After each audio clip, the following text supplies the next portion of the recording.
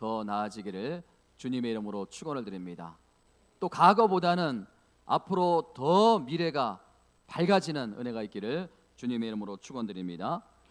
오늘 우리가 어떤 역사의 인물을 평가할 때 떠올릴 때 어떨 때는 문장 하나로 또 어떨 때는 단어 하나로 그분들의 삶을 요약할 때가 있지 않습니까? 예를 들면 이순신 장군 하면 거북선 그 하나로 그분의 삶이 다 조명이 됩니다. 또 세종대왕 하면은 한글 반포라는 것으로 규정이 될 수가 있습니다. 또 링컨 대통령 하면 노예 해방이라는 단어로 그분의 삶을 다 요약할 수가 있어요. 여러분, 이렇게 그 사람의 인생을 한마디로 요약해서 또 단어 하나로 이렇게 설명할 수 있다면 지금 여러분들의 삶을 어떻게 요약되기를 원하시는가? 여러분들의 삶이 어떻게 요약이 될 수 있는가? 저는 가끔 그런 생각을 합니다. 저의 50여 년의 지난 과거의 삶을 요약하고 압축하고 그러면 어떤 단어로 요약이 될까? 어떤 이름으로 불려질까? 여러분, 전두환 씨 하면 백담사 혹은 헬기 사격 이거로 요약되면 안 되는 거 아닙니까?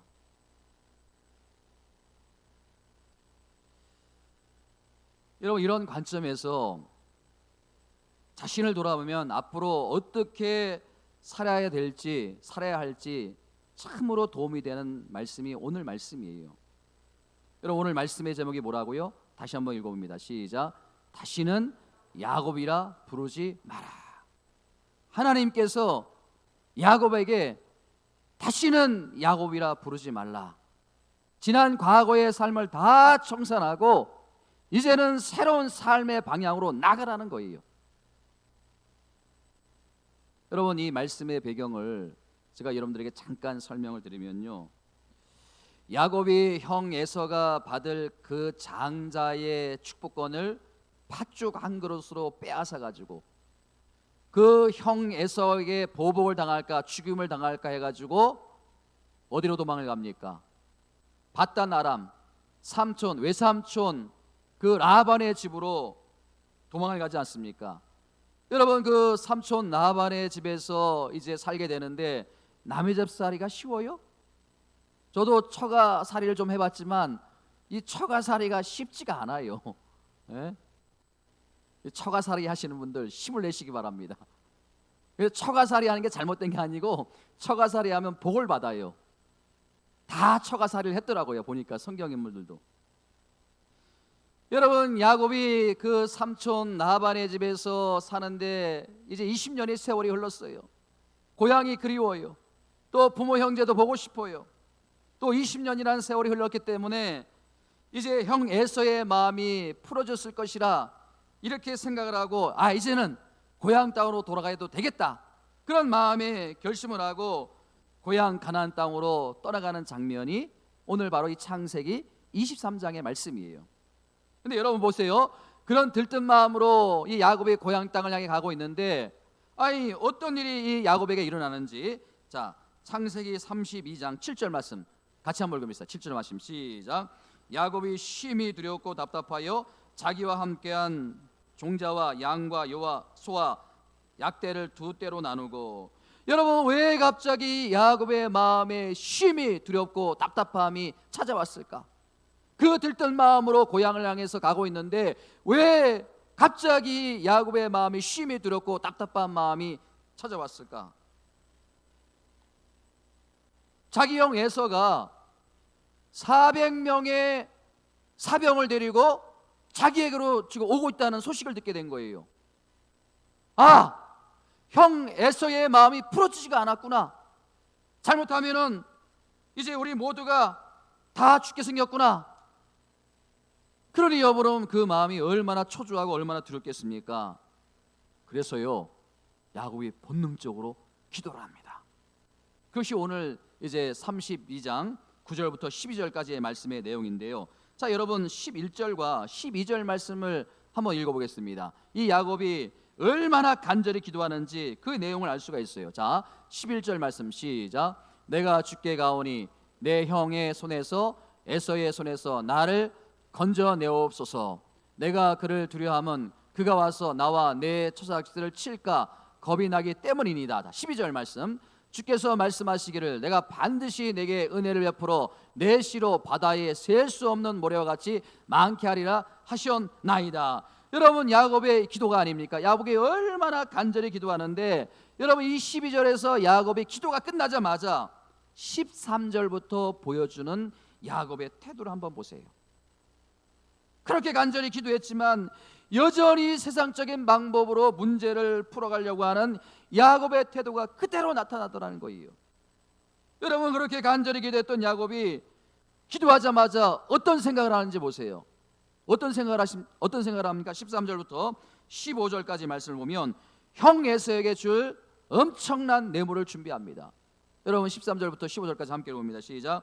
야곱이 거기서 밤을 지내고 그 수요 중에서 형 에서를 위하여 예물을 택하니 안얌소가 200이요 수염소가 20이요 암양이 200이요 순양이 20이라 전나는 낙타 30과 그 새끼와 암년소가 40이요 황소가 10이요 암나기가 20이요 그 새끼 나기가 10이라.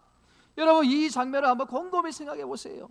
야곱이 진짜 하나님을 믿는 사람이라면, 야곱이 거듭난 사람이라면, 신앙의 그 중심이 분명한 사람이라면 그렇게 하나님 앞에 간절히 기도하자마자 자기의 속임수로 말미암아 엄청난 마음의 상처를 가지고 지난 20년 동안 살아온 그 자기에게 연민의 정을 느끼면서 목숨을 걸고 무릎을 꿇고 용서해달라고, 살려달라고 그렇게 빌어야 하는 거 아닙니까?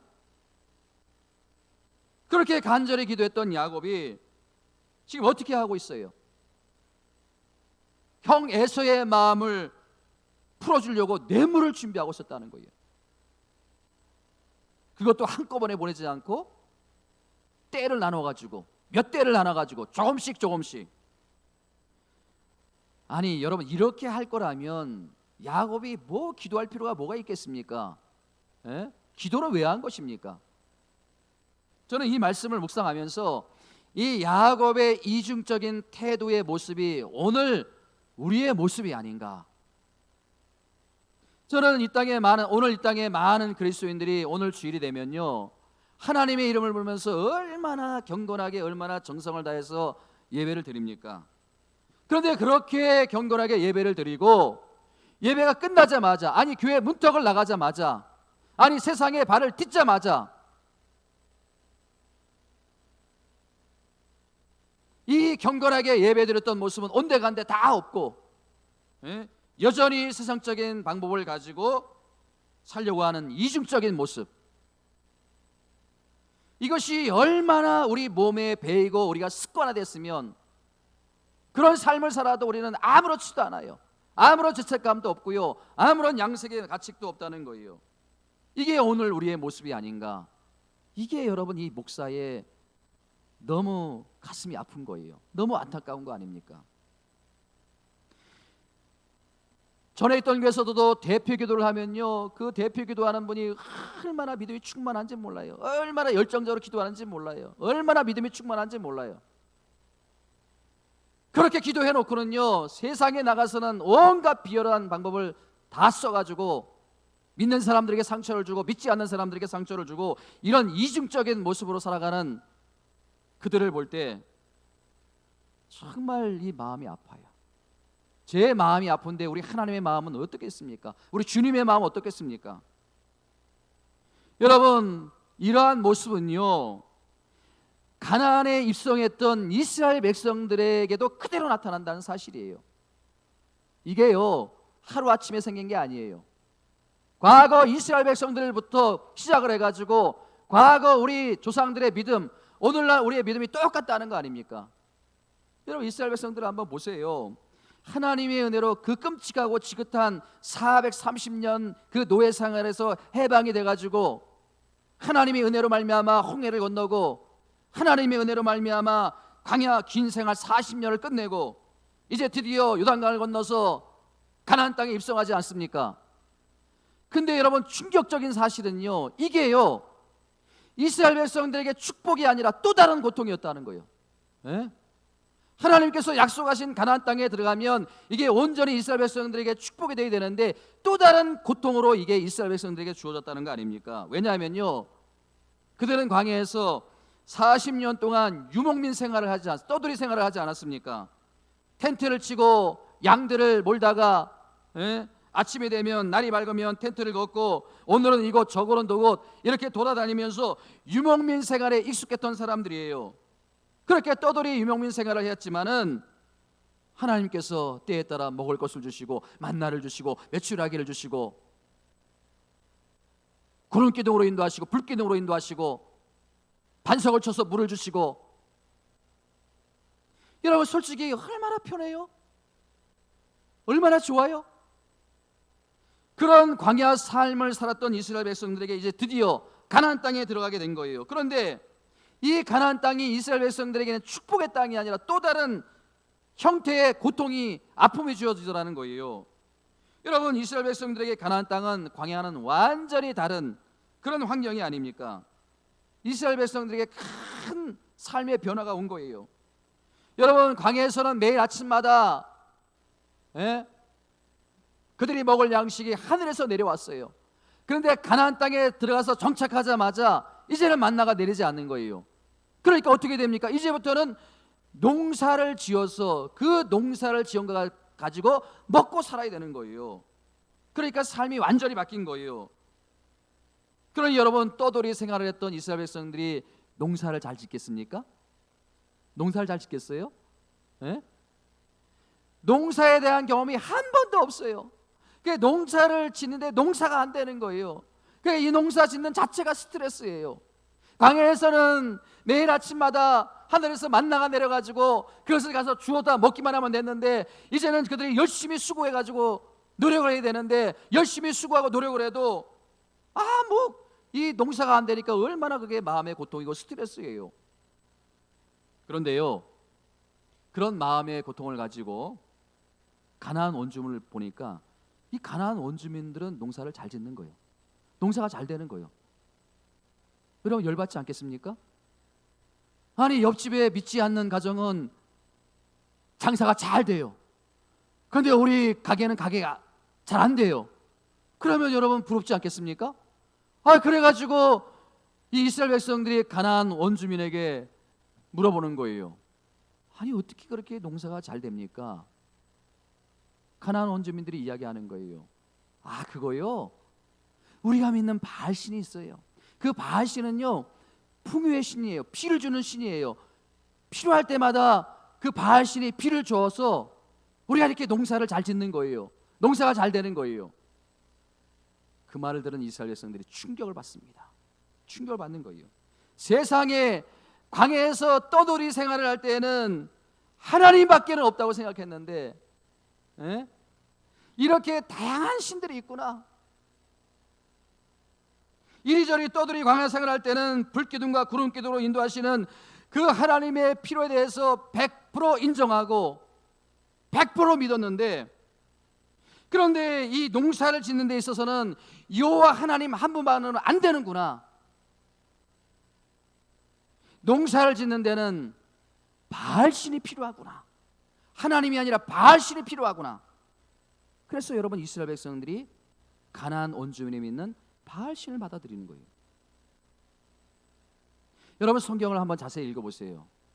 이스라엘 백성들이요, 한 번도 하나님을 부인한 적이 없어요. 하나님의 존재를 부인한 적도 없고요, 언제나 이스라엘 백성들은 하나님을 잘 믿는 백성이었어요. 하나님을 버린 적이 없어요. 근데 놀랍게도 하나님은 이스라엘 백성들에게 너희가 나를 버렸다, 너희가 나를 외면했다, 너희가 나를 믿지 않았다. 충격적인 말이 아닙니까? 저는 이 말씀을 묵상하는데 이게 저에게 들려지는 말씀 같아요. 제가 열심히 사역을 해요. 열심히 기도해요. 열심히 이 교회를 섬겨요. 근데 나중에 하나님이 네가 한 게 뭘 있냐? 너는 나를 위해서 일하지 않았다. 너 자신을 위해서 일했다. 충격적인 말씀으로 들리는 거 아닙니까? 여러분, 이 이스라엘 백성들의 이중적인 태도, 오늘 우리의 모습이 아닌가 정말 진지하게 돌아볼 필요가 있어요. 여러분, 하나님이 필요해요. 기도도 필요해요. 주일마다 예배 드리는 곳 외에는 제가 한 번도 어디 가보려고 생각한 적도 없어요. 어떤 문제가 있으면요, 신용이라도 하나님을 찾았다는 것이 사실이에요. 그럼에도 불구하고 여전히 나에게 비가 필요하다면 바알신을 찾고, 필요하다면 다른 신을 찾고, 필요하다면 다른 방법을 찾고, 이렇게 신앙인의 주변인처럼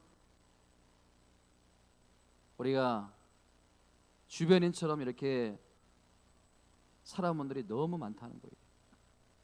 저는 오늘 본문의 말씀을 가만히 묵상하면서 우리의 이중적인 이 신앙 태도가 왜 생겼는가, 왜 우리가 온전한 신앙생활을 못하고 주변으로 살아갈 수밖에 없는가, 이 문제를 풀기 위해서 예수 그리스도께서 우리 삶에 어떤 의미가 있는지 이것을 먼저 발견하고 우리가 이것을 먼저 파악해야 된다고 저는 믿습니다.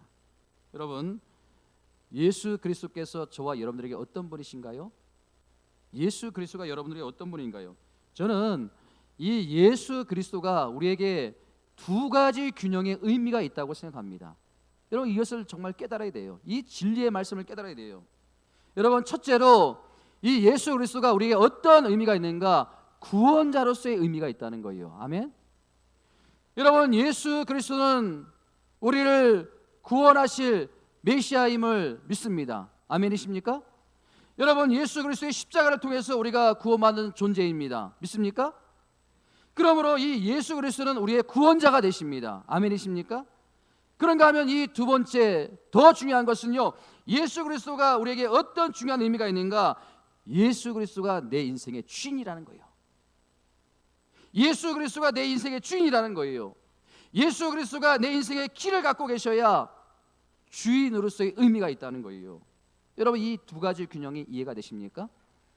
한 가지는 구원자로서의 의미, 한 가지로서는요, 내 인생의 주인으로서의 의미. 이것을 우리가 인정하고 우리가 이것을 고백할 때 성숙한 그리스도인, 진짜 그리스도인이 될 수 있다고 제가 말씀을 드릴 수 있는 거예요. 여러분, 우리 신앙의 문제가 뭔가요? 우리 신앙의 불균형이 뭔가요? 저는 이 자리에 나와 예배하는 저와 여러분들 모두는요, 예수 그리스도가 우리를 구원해 주시는 메시아라는 것을 분명히 믿는 줄 믿습니다. 그런데 불행하게도요, 우리 신앙생활을 가만히 보면요, 과거에 이스라엘 백성들이 그랬던 것처럼, 또 야곱이 그랬던 것처럼 여전히 내 인생의 키를 내가 갖고 있어야 하고 또 내가 쥐고 있어야 생각하는 사람이 너무 많다는 거예요. 하나님이 내 인생의 주인이 아니고 하나님이 이끌으시는 대로 내가 따라가는 것이 아니라 죽어도 내 인생의 키는 내가 쥐고 있어야 한다고 고집을 피우고 20년, 30년 동안 이중적인 신앙생활하는 사람들이 너무 많다는 거예요. 이게 이 목사의 안타까움이 아닙니까? 그래서 저는 오늘 시간 간절히 소망하며 기도하는 거예요. 이런 신앙의 불균형을 갖고 계신 분이 있다면 오늘 이 시간부로 바로잡는 은혜가 있기를 주님의 이름으로 축원을 드립니다. 따라합니다. 예수는 그리스도, 예수는 주. 우리 찬양 있지 않습니까? 예수는 그리스도, 예수는 주, 예수는 그리스도. 이것이 구원자로서의 의미고요, 예수는 주, 예수는 주인입니다. 내 인생의 주인입니다. 이 고백에 함께 포함이 되는 거예요. 예수는 그리스도, 예수는 주. 여러분, 이 균형이 온전히 회복되는 은혜가 있기를 주님의 이름으로 축원을 드립니다. 여러분, 이 본문의 야곱, 하나님을 잘 믿는 사람이었어요. 하나님을 만났고요, 또 기도의 은혜도 많이 체험했던 사람이 바로 이 야곱이 아닙니까? 그런데 하나님이 내 인생의 키를 잡고 계시는 내 인생의 주인한 사실은 아직도 인정하지 않고 있는 거예요. 하나님을 믿는다고 하면서도 여전히 인생의 주인은 야곱 자신이었어요. 어떤 면에서는요, 하나님은 자신의 인생을 보살피고 또 자신을 도와주는 종처럼 부리고 있는 거예요. 종처럼 부리고 있는 거예요.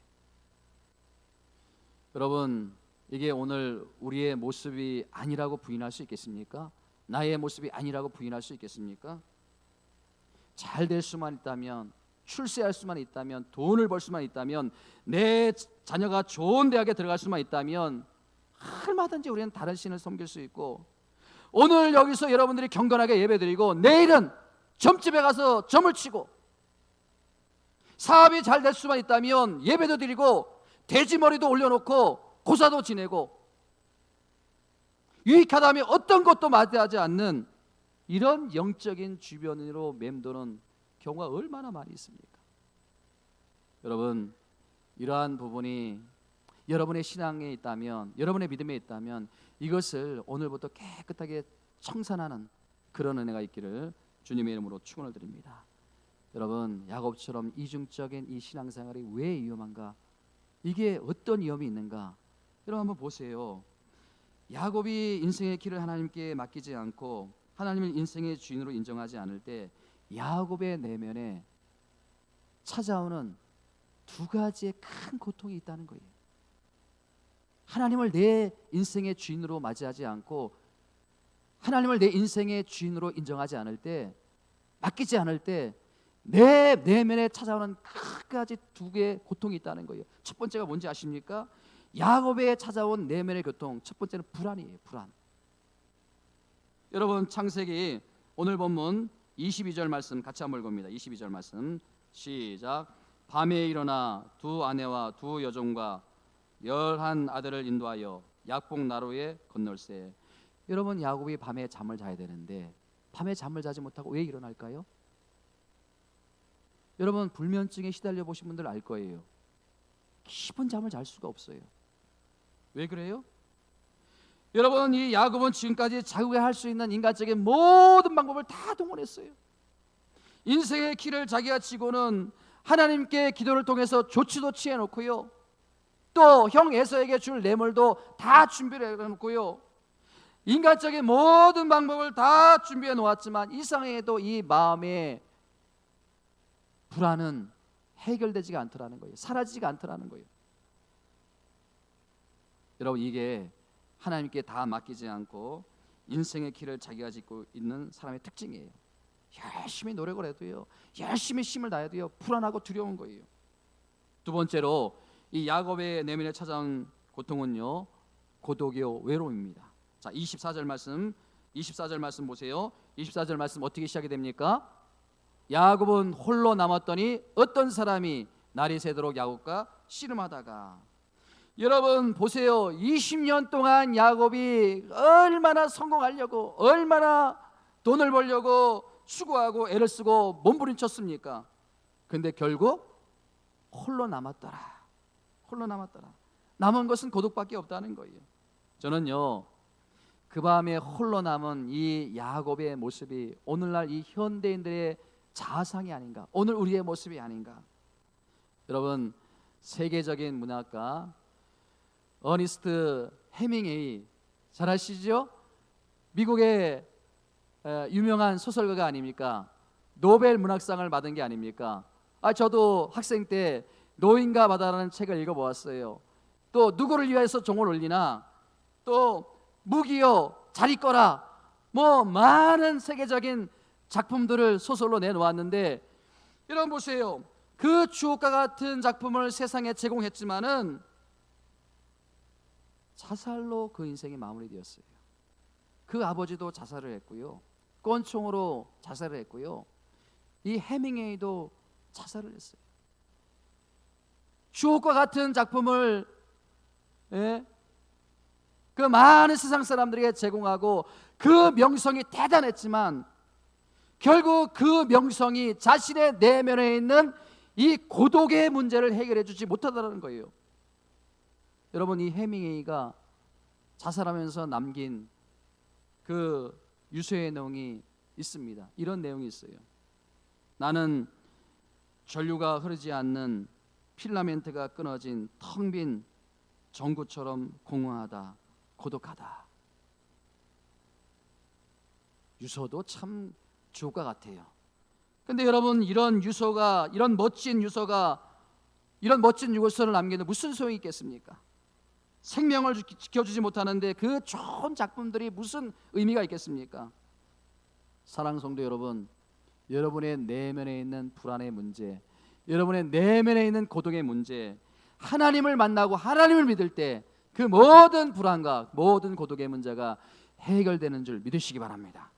사랑하는 성도 여러분, 우리가 비록 온전한 신앙생활을 하지 못했다 하더라도, 비록 우리가 이 주변인처럼 살긴 했지만 여전히 내가 하나님을 사랑하고 있고 여전히 하나님의 말씀을 따라 노력하고 있음에도 불구하고 왜 내 인생이 야곱처럼 그런 불안과 고독과 외로움과 그런 고통이 찾아오는가? 내가 분명히 하나님을 믿는데 왜 하나님은 나를 초라한 자리로 자꾸 이끌어가는가? 왜 하나님은 나에게 어려움을 주는가? 이럴 때 우리가 꼭 기억해야 될 것이 있습니다. 뭐를 기억해야 됩니까? 하나님의 인도하심에는 다 계획이 있고 다 섭리가 있다. 여러분 믿습니까? 여러분 한번 생각해 보세요. 하나님의 인도하심이 아니었다면 어떻게 야곱이 그 약곡 강가에서 혼자 있을 수 있겠습니까? 하나님께서 야곱을 약곡 강가로 인도하신 거예요. 그렇다면 왜 그렇게 했는지 이유가 있지 않겠습니까? 하나님께서 왜 야곱을 약곡 강가로 데려가셨는지 그 이유가 있지 않겠습니까? 야곱아, 내가 나를 믿는다고 하면서도 지금까지 참깨를 부렸다. 내 마음대로 살아왔다. 내가 형 에서의 마음을 달래기 위해서 뇌물을 준비했지, 또 형 에서가 들이닥칠 것을 생각해가지고 내 아내와 자식들을 다 피신시켰지, 내가 할 수 있는 방법을 다 동원했는데 왜 내가 불안하냐? 왜 내가 두려우냐? 야곱아, 내가 나한테 기도했지만 너는 아직도 내 인생의 키를 내가 잡고 있구나. 내가 지고 있구나. 나에게 맡기지 않고 내가 지고 있구나. 야곱아, 이제는 그것을 청산할 때가 왔다. 하나님께서 야곱에게 그것을 가르쳐주기 위해서 야곱을 약곡 강가로 인도한 거예요. 사랑하는 성도 여러분, 하나님께서 이런 목적을 가지고 여러분들을 초라한 자리로 이끌어갈 때가 있어요. 여러분들을 어려움으로 몰아낼 때가 있다는 거예요. 그럴 때 우리는 이 야곱이, 하나님께서 이 야곱에게 취해 주신 조치를 기억해야 됩니다. 오늘 제가 이 세 가지 조치를 여러분들에게 말씀드리려고 하는데, 이 세 가지 조치를 여러분들이 마음에 잘 담아두시기 바랍니다. 여러분, 첫 번째, 하나님이 야곱에게 어떤 조치를 취해 주시는가, 그날 밤에 어떤 조치를 취해 주시는가? 첫 번째로 야곱의 허벅지 관절을 치었다는 거예요. 자, 25절 말씀 같이 한번 읽습니다. 시작. 자기가 야곱을 이기지 못함을 보고 그가 야곱의 허벅지 관절을 치매 야곱의 허벅지 관절이 그 사람과 씨름할 때 어긋나였더라. 여러분, 자기가 야곱을 이기지 못하고, 이게 어떤 의미가 있을까요? 여러분, 지금까지 야곱은 한순간도 한 번도 누구에게 지지 않았어요. 한 번도 지지 않았어요. 이게 야곱의 본능이에요. 나는 절대 지지 않는다. 나는 누구에게도 지지 않는다. 그런 신념의 마음으로 싸움을 임하는 야곱을 누가 이기겠습니까? 에? 죽기 살기로 달려드는 사람을 누가 이기겠습니까? 그런데 야곱이 싸움에서 내가 이겼다, 그렇게 자신할 쯤에 하나님께서 야곱의 허벅지 관절을 내리치신 거예요. 여러분, 이 허벅지 관절은요, 이 영어로 성경에 보면요, 엉덩이 조인트예요. 엉덩이 조인트.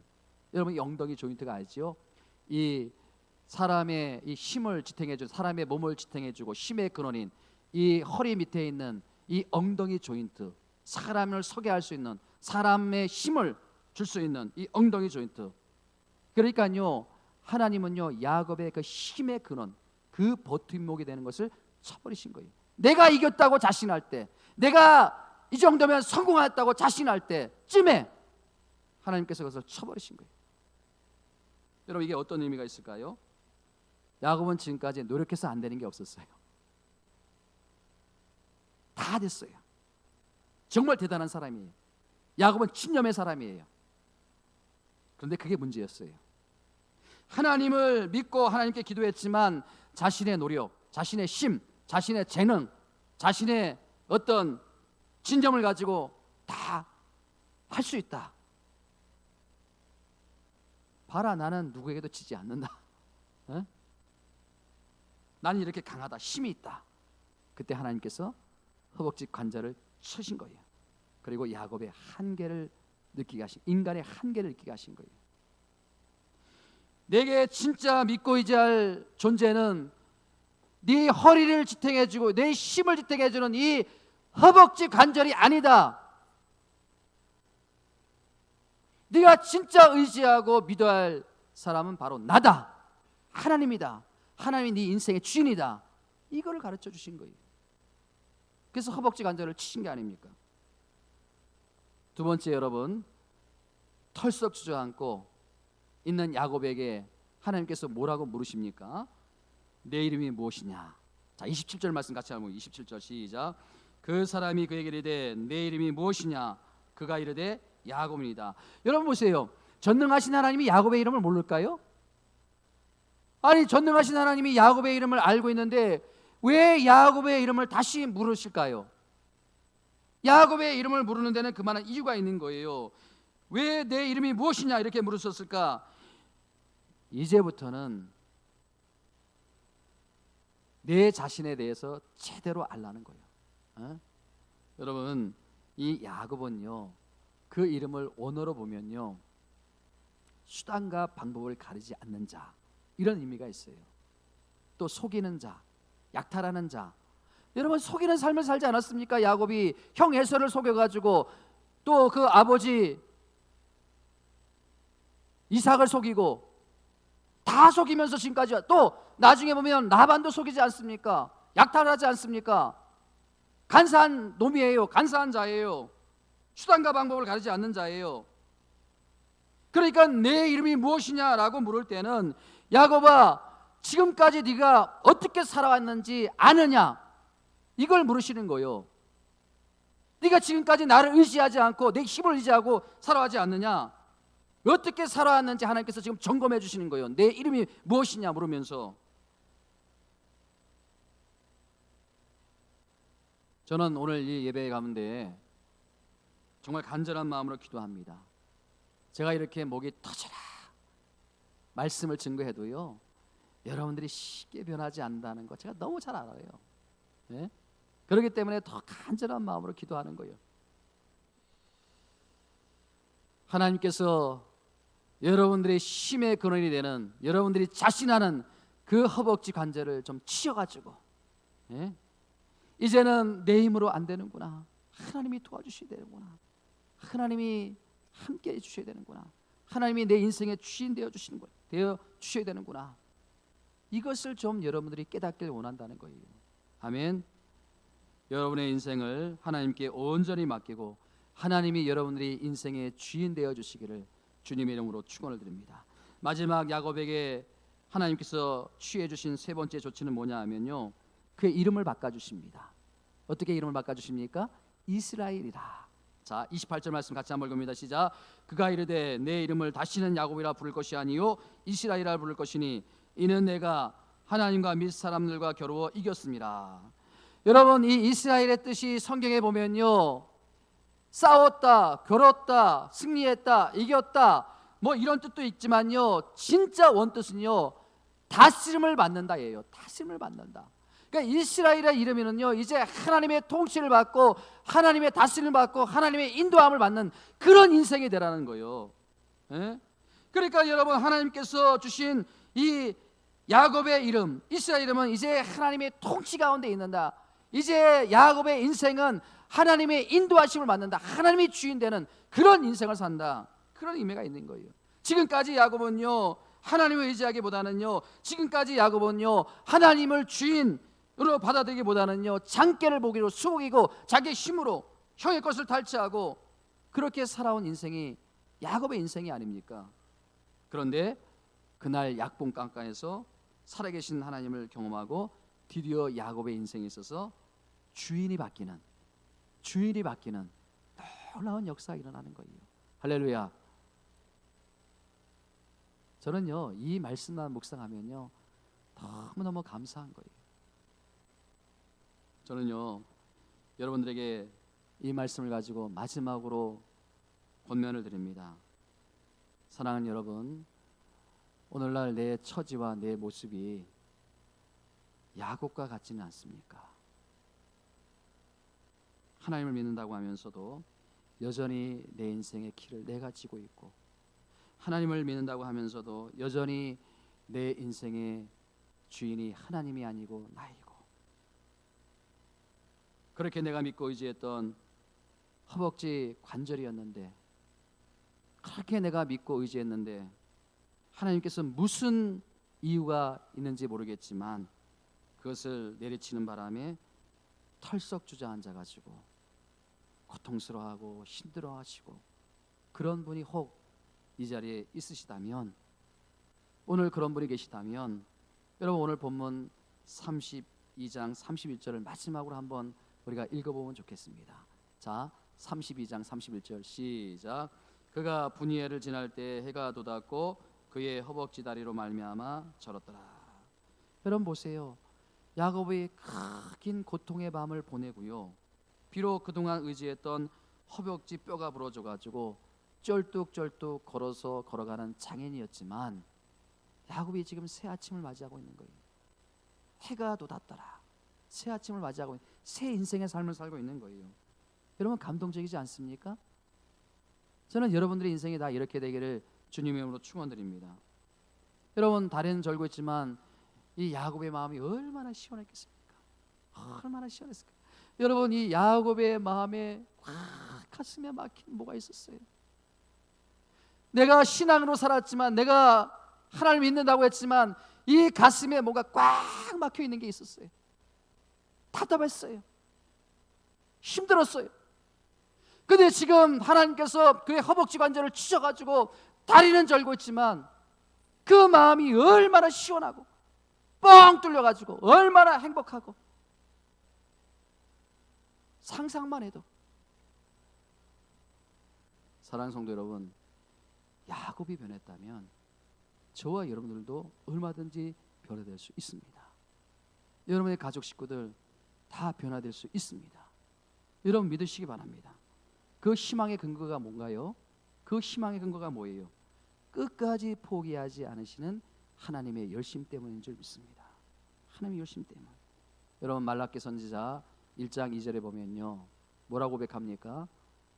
내가 야곱은 사랑하였고 내가 김대동 목사 너를 사랑하였고, 내가 오늘 이 자리에 있는 여러분들 내가 하나님이 사랑하였고, 이게 여러분 우리의 희망의 근거라는 거예요. 여러분 아직도 하나님 없이도 내 삶이 가능하다고 생각하십니까? 절대 아니에요. 내가 뭔가 이룰 수 있다고 생각하십니까? 절대 그렇게 할 수 없어요. 야곱에게 말씀하신 하나님께서 오늘날 저와 여러분들에게 분명히 말씀하십니다. 내가 살아온 삶의 방식으로는 해답이 없다. 그러니 내가 내 삶에 주는 것을 인정하고 받아들이라. 그리고 행복하라. 행복하라. 여러분 우리가 때로는 힘들 때 하나님께 매달리며 흘리는 눈물, 여러분들을 좌절시키지 않습니다. 네? 그 눈물이 여러분들의 인생이 끝났다는 것을 주는 선언의 메시지가 아니라는 거예요. 여러분 야곱이 허벅지 관절이 부러짐으로 하나님께 더 가까이 갔던 것처럼 지금 여러분들의 어떤 어려움이 있든지 어떤 힘듦이 있든지 그것을 통해서 하나님께 더 다가가는 그런 귀한 은혜가 있기를 주님의 이름으로 축원을 드립니다. 그래서 이제는 내 삶에 내가 주인이 되고자 하는 그런 모든 시도를 다 포기하세요. 다 내려놓으세요. 그리고 지금까지 내 의지로 가정을 지키려고 했던 그런 모든 헛된 노력도 다 포기하시고 내려놓으시라는 거예요. 내가 그렇게 믿고 의지했던 그 허벅지 관절이 부러질 때 내가 할 수 없습니다. 하나님 도와주십시오. 그렇게 고백할 때 우리 하나님께서 다시 여러분들의 인생의 주인 되어주셔서 여러분들을 회복시켜 주시고 믿음의 사람으로 살아갈 수 있도록 하나님께서 든든하게 붙잡아주는 귀한 은혜가 있기를 주님의 이름으로 축원드립니다. 오늘 말씀 우리가 붙들고 함께 기도하기를 원합니다. 우리가 간절한 마음으로